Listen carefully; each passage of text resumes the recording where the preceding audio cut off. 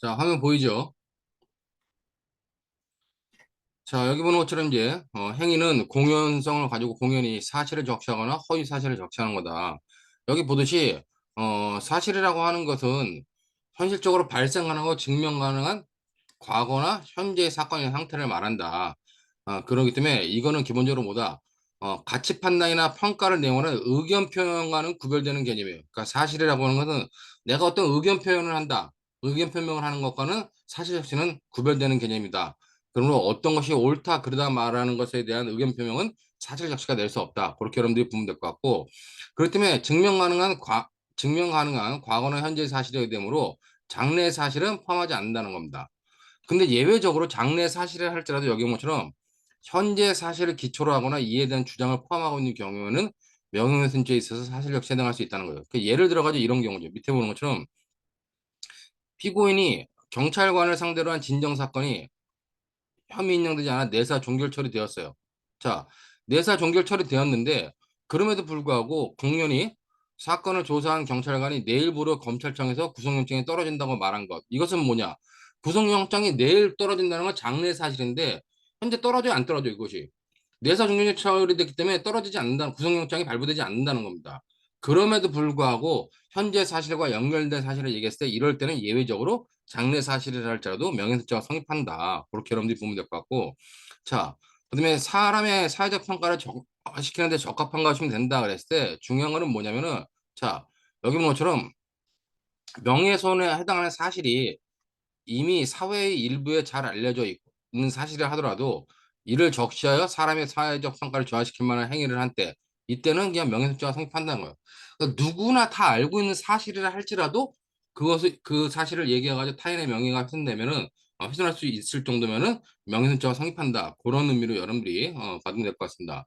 요 93도 판례는 아까 기자와 관련된 판례로 또 하나 나온 것인데, 자, 어, 갑이라는 사람이 편집인한테 허위의 기사를 갖다 제공한 겁니다. 그래서 이를 편집인이 신문지상에 게재한 이상 기사의 게재는 기사 재료를 제공한 자, 그 기사의 재료를 제공한 사람이 이제 간접 정범이 되는 거죠.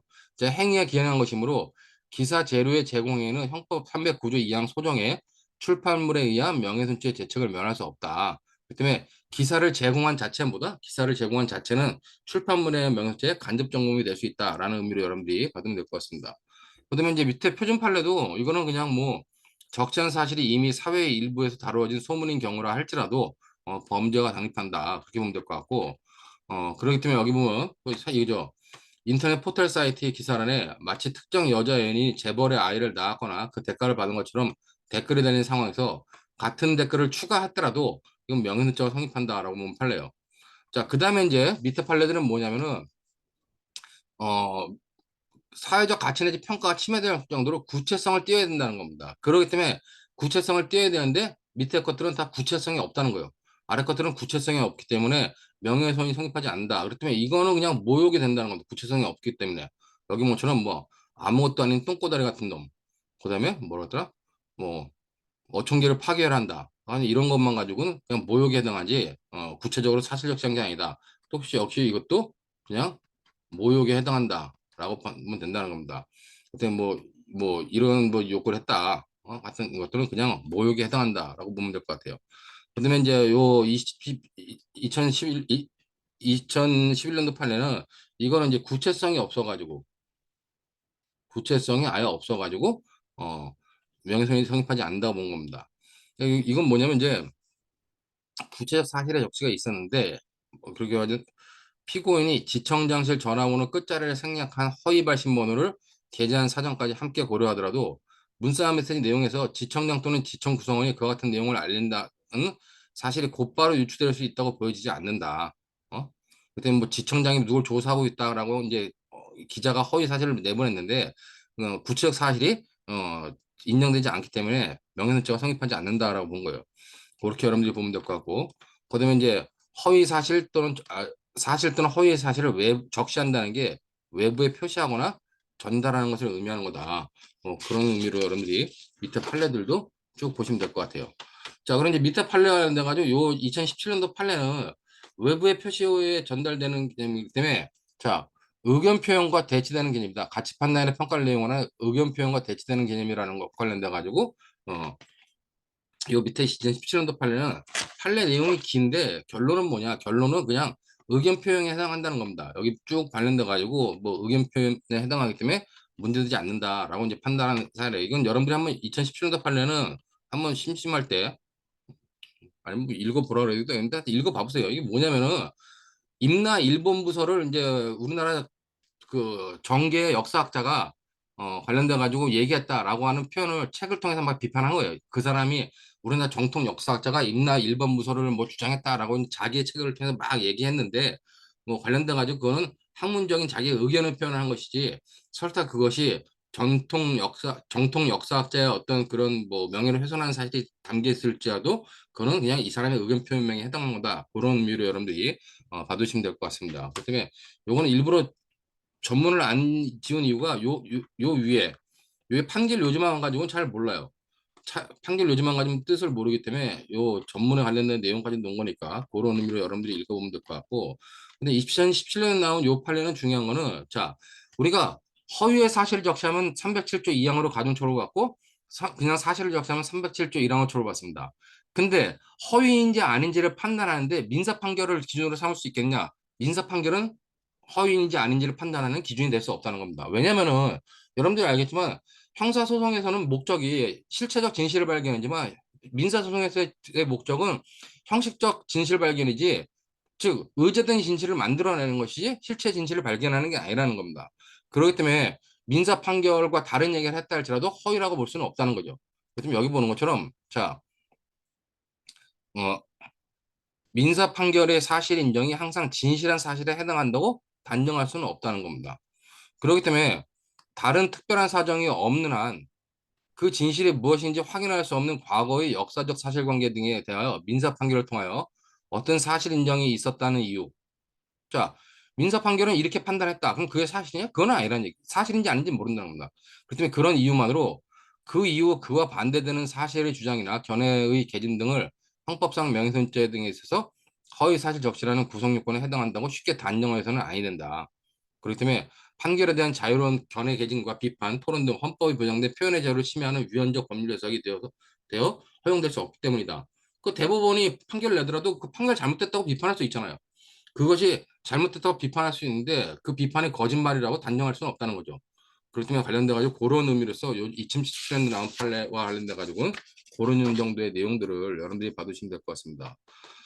그다음에 관련돼 가지고 밑에 이제 2021년도 3월 25일 날 나온 거는 그 앞에서 봤던 것처럼 의견 표현과 의견 표현과 구별되는 것이 사실 적시다. 의견 표현인 경우는 처벌되지 않는다는 겁니다. 그렇기 때문에 여기 이제 관련 쭉 보면 뭐 세월호 참사 공동위원회 위원장이 얘기한 거는 뭐 기본적으로 어 저기 뭐 명예훼손죄로 처벌할 수 없다. 의견 표명에 해당한다라고 판단하는 거기 때문에 그런 정도의 내용만 여러분들이 보시면 될 것 같습니다.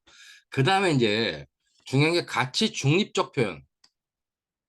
가치 중립적 표현을 사용했으면 명예훼손이 되겠느냐? 명예훼손이 안 된다는 것이 원칙이라는 겁니다.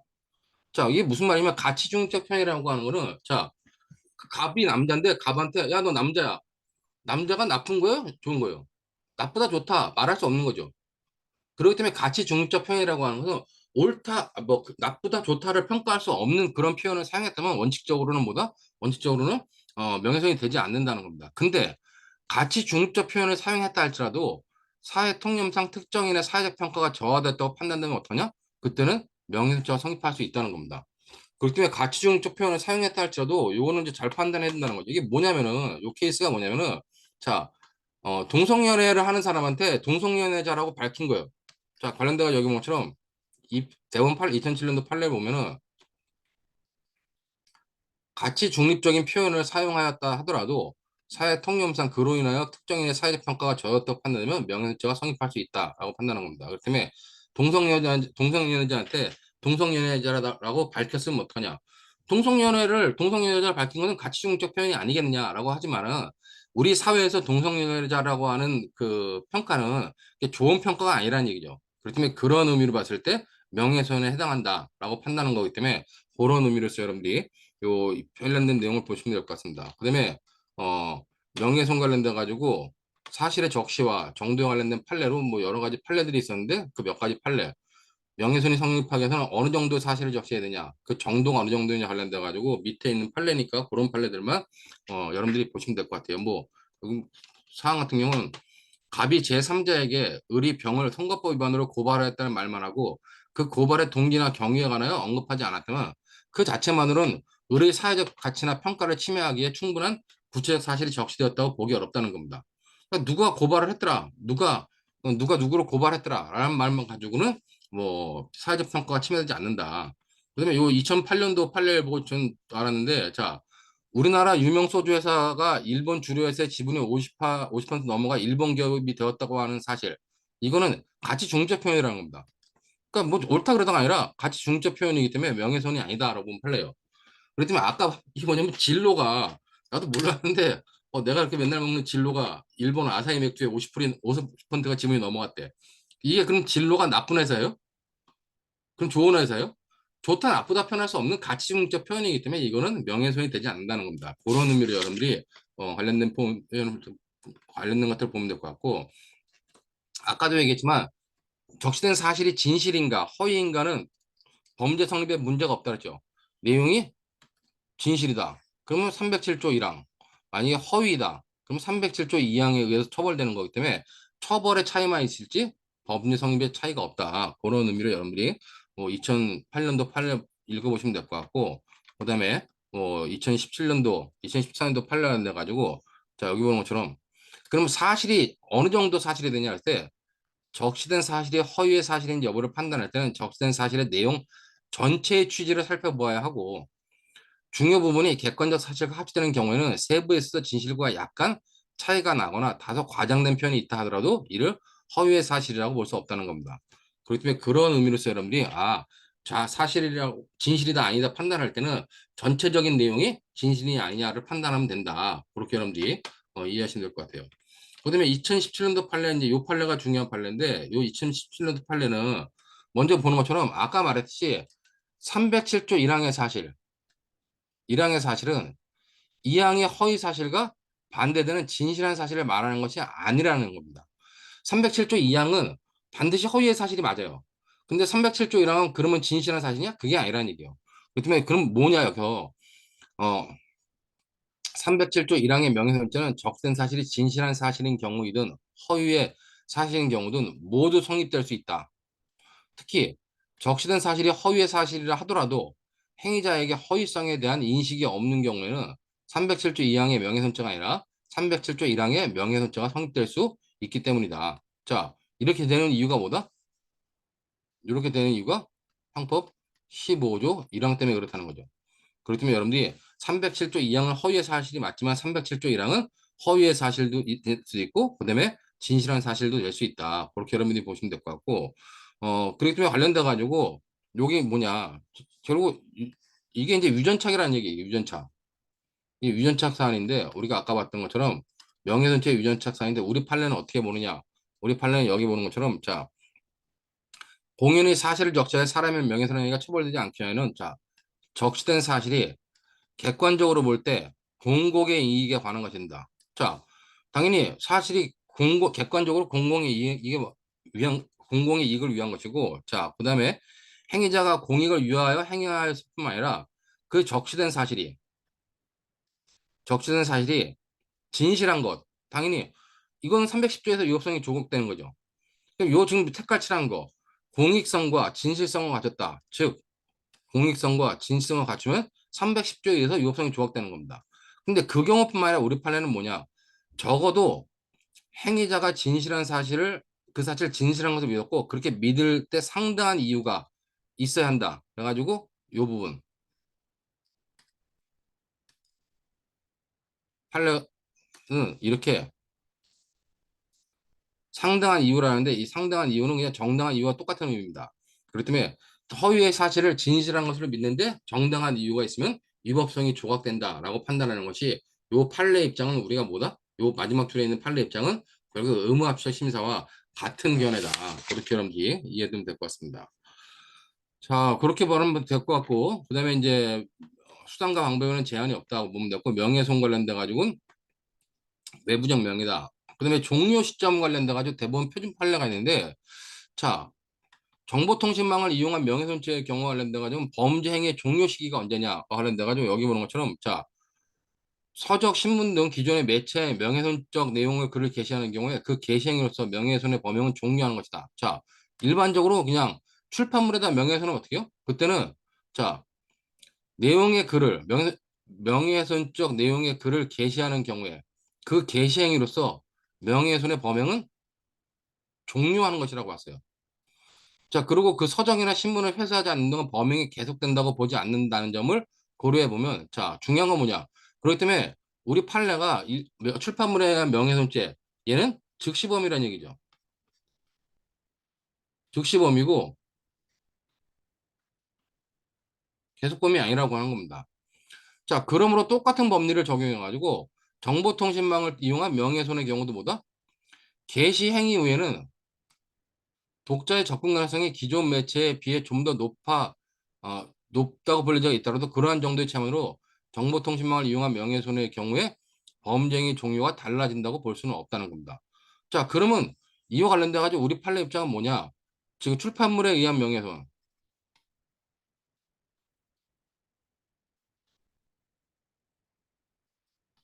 명예훼손과 똑같이 밑에보다 사이버 명예훼손,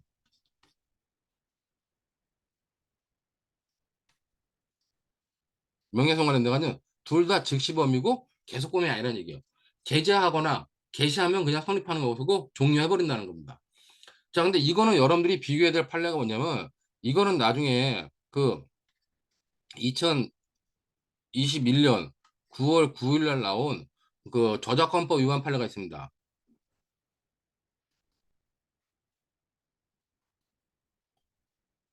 판례인데, 이 판례에서는 어떻게 했냐? 이 판례에서는 저작권법 불법적으로 다운받은 파일들 있죠. 저작권법에 위반되는 불법 파일들을 서버에 업로드하면 어떡하냐? 서버에 업로드하면 옛날처럼 이렇게 업로드함으로써 즉시 성립하는 범죄이고 계속범이 아니라고 했습니다. 근데 이 저작권법 위반 관련된 요 판에서는 뭐냐? 그런 경우에는 범죄는 기수가 언제 한다? 게시할 때, 즉 게시나 서버에 업로드할 때 이때 기수가 된다는 거예요. 업로드할 때 기수가 되고 종료는 언제냐? 게시한 것을 내릴 때, 즉 업로드를 없앨 때, 그때 범죄가 종료가 된다고 봐가지고 이 경우에서는 뭘로 봤냐? 요때는 관련돼 가지고 이 저작권법 위반에서는 이걸 갖다가 계속범으로 갔다는 겁니다. 그럼 법리가 다른데 실제로 행위는 똑같아요. 그렇기 때문에 사이버 명예훼손죄로 정보통신망에다가 허위의 사실을 갖다 적시했다. 그럼 범죄가 종료하는 게 아니라 기수가 된 거고, 그 다음에 계속범으로 봐야 되는데, 과거에 2007년도 판례를 지금 우리 판례는 아직도 유지하고 있다. 근데 대법원까지 안 올라가서 그런지 몰라도, 근데 2021년도 저작권법 위반 관련돼 가지고 요걸 계속범으로 봐가지고 내릴 때까지 기수 위에 범죄가 종료되기 시점까지 이 계속범 밑에 이때 뭐가 가능하다는 거예요? 이때 방조범 성립이 가능하다 본 게 2021년 9월 9일에 난 대법원 판례니까 그 판례까지 요거는 제 여러분들 거기 보면은 총론상에 보면은 총론 강의 안에 방조범의 인과관계를 설명하는데 판례가 나와 있습니다. 그다음에 관련돼 가지고 제 뭐 형법 그 뭐 판례집 있죠. 형법 판례집에도 아니야 2021년 건 안 나왔으니까 거기는 없겠다. 근데 그 나온 판례니까 그거가 여러분들이 비교해서 보면 될 것 같습니다. 자, 그 다음에 이제 주관적 구성요건으로 당연히 고의가 필요하다. 그렇기 때문에 대법원 관련돼 가지고 뭐 고의와 관련된 판례들 여러분들이 쭉 보시면 될 것 같고, 자, 이제 고의와 관련된 이런 경우는 고의가 없다는 겁니다. 여기 보는 것처럼, 자, 명예죄와 성립하는 고의가 필요한데 불미스러운 소문의 진위를 확인하고자 질문을 한 과정에서 타인의 명예를 훼손하는 발언을 했다면 이러한 경우에는 그 동기에 비추어 명예훼손죄의 고의를 인정하기 어렵다는 거예요. 그렇기 때문에 이제 이와 관련돼 가지고 이 전체가 이겁니다. 마트 운영자인 피고인이 마트에 아이스크림을 납품하는 업체 직원인 갑을 불러 다른 업체에서는 마트에 입점하기 위해 입점비를 준다는데 입점비를 얼마 줬냐? 점장을이 여러 군데 업체에서 입점비로 돈을 받아 해먹었고 지금 뒷조사 중이다라고 말하여 공인이 허위사실 적시하여 의뢰 명예를 훼손했다는 내용으로 기소된 사안입니다. 그러니까 마트 사장 입장에서는 그러니까 점장이 그 사장이 보니까 점장이 뭐 입점비를 받아가지고 뒷돈 챙겨 먹더라.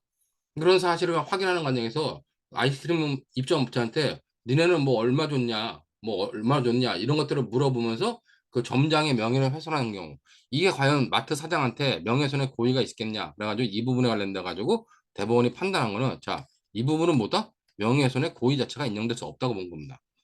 그런 의미로 여러분들이 관련된 판결을 보시면 될 것 같고 그 다음에 이제 차고와 관련된 아까 설명했던 차고와 관련된 내용입니다.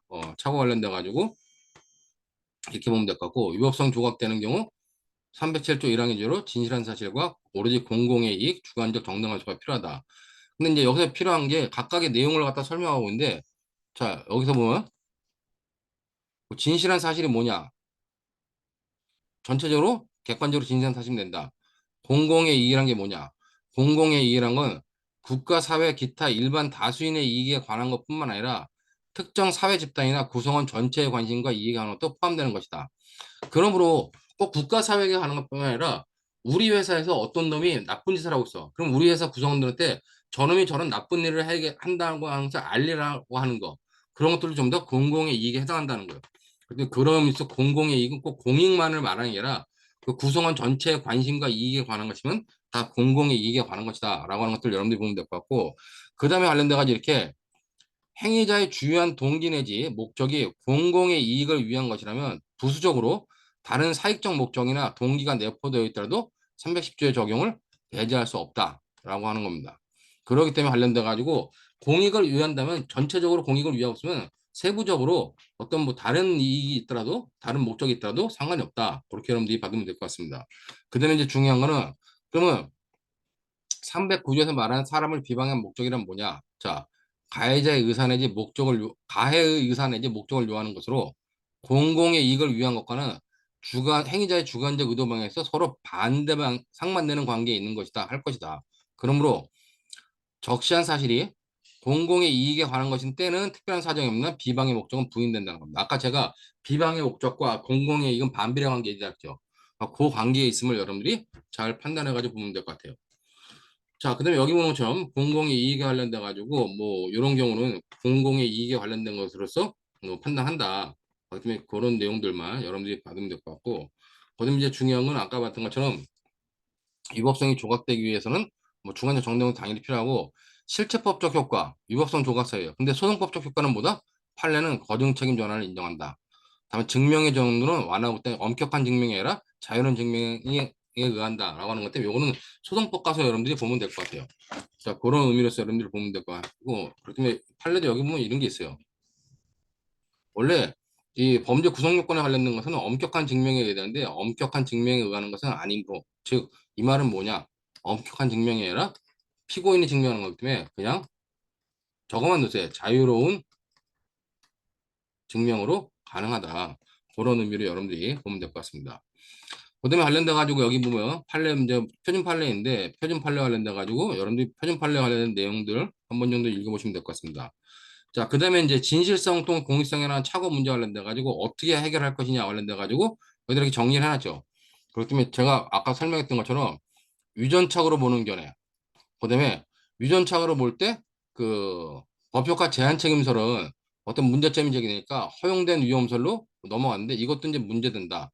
근데 위법성의 착오설, 유추경설도 문제되기 때문에 이렇게 본다. 근데 판례는 뭐다? 판례는 여기 허용된 위험설, 즉 판례는 음압시설 심사과 같은 의미다. 그렇게 여러분들이 받으면 될 것 같습니다. 그때 뭐 판례 의미 쭉 밑에 나오지만은 그런 의미로 여러분들이 관련된 내용들 쭉 보시면 될 것 같아요. 그렇기 때문에 명예훼손죄를 보면 될 것 같고, 그다음에 이제 사자 명예훼손죄 관련돼 가지고 핵심적인 사항이 뭐다? 여기는 허위의 사실을 적시하는 겁니다. 사자에 대해서 사실을 적시하는 것은 역사적 평가를 가능하기 때문에 허위의 사실을 적시해서 명예훼손한 경우만 처벌 대상을 한다. 그런 의미로 여러분들이 보시면 될 것 같고, 요건 뭐다? 신고죄라는 겁니다. 자, 그다음에 관련돼 가지고 요거는 뭐 친고죄이기 때문에 이 점에서 반의사 불벌죄는 명예훼손죄, 축파물 명예적 구별된다. 자, 친고죄의 고소 불가분 원칙이 반의사 불벌죄에 적용되냐? 적용되지 않는다는 겁니다. 그렇다면 뭐 관련돼 가지고 이거는 어떻게 보면 요거는 약간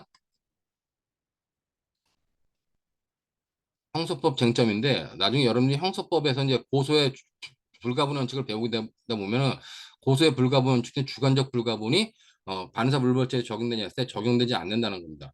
그래서 그런 부분 관련된 내용이기 때문에 우선 판례는 넣어놨지만 여러분들이 형사성법에 관련된 내용으로 판단하면 된다. 그다음에 이제 출판물에 의한 명예훼손 관련돼 가지고 비방의 목적 관련돼 가지고 판례가 하나 있는데 여기서 말하는 비방의 목적이 관련돼 가지고 뭐 비방의 목적이라는 게 뭐 어떤 것이다 여기 나와 있고 그다음에 여기 보는 것처럼 컴퓨터 워드 프로세서로 작성되어 프린트된 A4 용지 7쪽 분량의 인쇄물이 형법 309조 1항 기타 출판물에 해당하느냐 할 때 해당하지 않는다라고 본 겁니다. 그럼 그 출판물에 해당하느냐 안 되느냐 차이 보면 될 것 같고 여기 비방의 목적과 공익성의 차이 제가 아까 그랬죠. 반비례 관계에 있는 거다. 그렇기 때문에 적시한 사실이 공공의 이익에 관한 것인 경우에는 특별한 사정이 없는 한 비방의 목적은 부인된다라고 보면 상당하다. 그렇기 때문에 여기 뭐 국립대학 교수가 자신의 연구실 안에서 제자인 여학생을 청취했다는 내용의 글을 지역 여성단체가 인터넷 홈페이지에 올렸으면 그는 공익성이 인정되는 거기 때문에 비방의 목적이 있다고 단정할 수 없다는 겁니다. 뭐 그런 것들을 보시면 될 거고 표준 판례 관련돼 가지고도 비방의 목적과 공공의 이익은 반비례 관계다. 근데 그런 의미이기 때문에 이런 걸 보시면 될 것 같고 그다음에 이 표준 판례는 출판물에 의한 명예훼손죄와 관련돼 가지고 기사의 재료를 준 사람은 간접 점검으로 처벌할 수 있다는 판례예요. 뭐 그런 의미로 여러분들이 뭐 관련된 것들을 받으면 될 것 같습니다.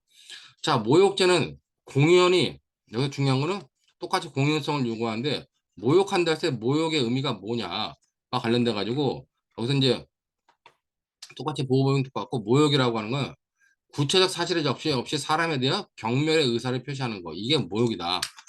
그런 의미로서 여러분들이 모욕죄와 관련된 내용들을 쭉 한 번씩 읽어보시면 될 것 같아요. 그렇기 때문에 뭐 모욕죄와 관련돼 가지고 뭐 요 정도의 내용들이 있다. 뭐 그다음에 당연히 모욕죄는 310조 여부가 적용되지 않는다. 모욕죄와 관련된 판례들은 여러분들이 뭐 한 번씩 읽어보면 될 것 같습니다. 자 이렇게 해가지고 명예훼손죄와 모욕죄 관련된 것들을 쭉 봤는데 여러분들이 중요한 거는 제가 오늘 이론적으로 설명한 거랑 이 강의 교환을 보는 거 이외에 이 명예훼손죄와 모욕죄 관련돼 가지고 최근에 나온 대법원 판례 있죠. 특히 작년에 나온 대법원 판례. 응? 제 이제 최신 판례 안에 보면 강의 안에 보면은 작년에 나온 대법원 판례가 몇 가지 나와요. 명예훼손죄와 모욕죄 나오는데 그 판례들까지 항상 여러분들이 주의 있게 봐야 됩니다.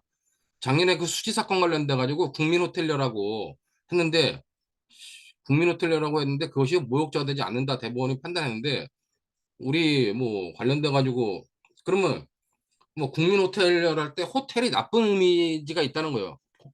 물론 판사들이 볼 때 판사들은 호텔 가서 이상한 짓거리 하니까 호텔이 나쁜 의미로 보이겠죠.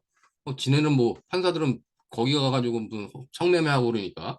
하지만 호텔이라고 하는 중립적 표현을 썼는데도 불구하고 모욕죄를 인정했다는 건 뭐 비판이 있어가지고 학자들이 출제할 때 그걸 출제 많이 합니다.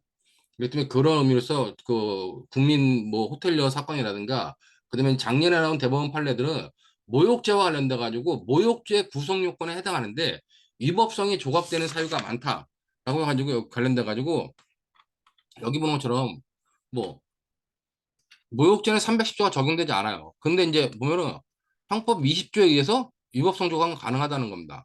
자, 이런 판례들이 작년에 2022년도에 2022년도에 몇 가지 판례가 나왔습니다.